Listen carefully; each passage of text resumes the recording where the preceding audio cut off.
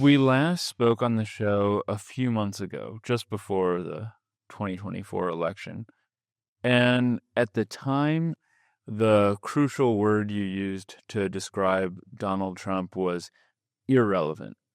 And I believe, you should correct me if I'm mistaken, that the point there was that he was just going to be some sort of blip in history. And I'm wondering if now, in 2025, you're still feeling that he's irrelevant. Yep, I am. I don't think that. Uh, I don't think he has a clue. I'm. I'm mostly amazed by the collection of people he has brought with him, because I don't.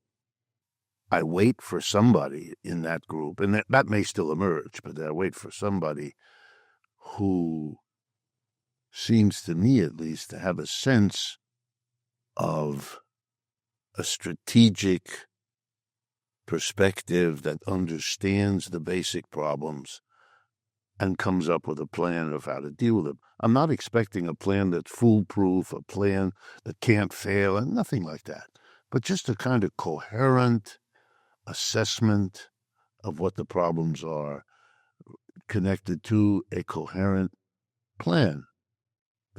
The economic problems faced by the United States now are incredible in their multiplicity, in their seriousness, in how many of the problems have not been addressed for a long time. But I don't see, other than verbiage, the verbiage is endless, a sort of an explosion of verbiage, but I don't see it. So I don't think whatever he does is going to make much of a difference to what's going on. Here and there it will have impact, horrible in some cases, perhaps beneficial in others, but as a comprehensive assessment of the problem and the strategy, no, I don't see it. And so my conclusion is that the hodgepodge of policies, and that's what it is, a hodgepodge of mutually contradictory, weird proposals that are much more two things: continuations of what worked for him as a candidate, plus doubling down on where he got himself into trouble. It seems to, if I can discern a strategy, that's it. What worked to get me in should work to keep me going. A big mistake. And doubling down where I didn't succeed before, or where I've been got pushback, doesn't strike me as a brilliant move either. It's a kind of mechanical response to somebody who hopes that this approach will somehow work. People have been asking me, and the image I like is Donald Trump was told that there is this thing in football called a Hail Mary pass.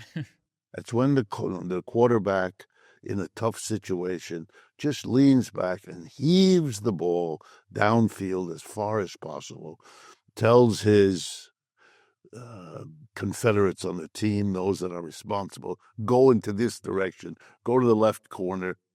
Let's hope you're where the ball comes down or where it bounces into your head. And, sometimes that works. Is it possible that what Mr. Trump does will actually produce the outcome he tells us it will? Sure. It's not a zero possibility. But then we don't miss Mr. Trump, because that's almost true for anybody certainly would have been true for Mr. Biden or Kamala Harris or anybody else. It's not a coherent, and I'd be glad to explain how and why that is, but it's a strange amalgam of contradictions. And the only reason I have to say that is because the media in this country want to give him, as a new president or a returned president, the benefit of the doubt, or maybe some leeway, or the first 100 days. And so they don't do what they should do. I think that will change as the impacts of what he does become clearer, but for the moment, no.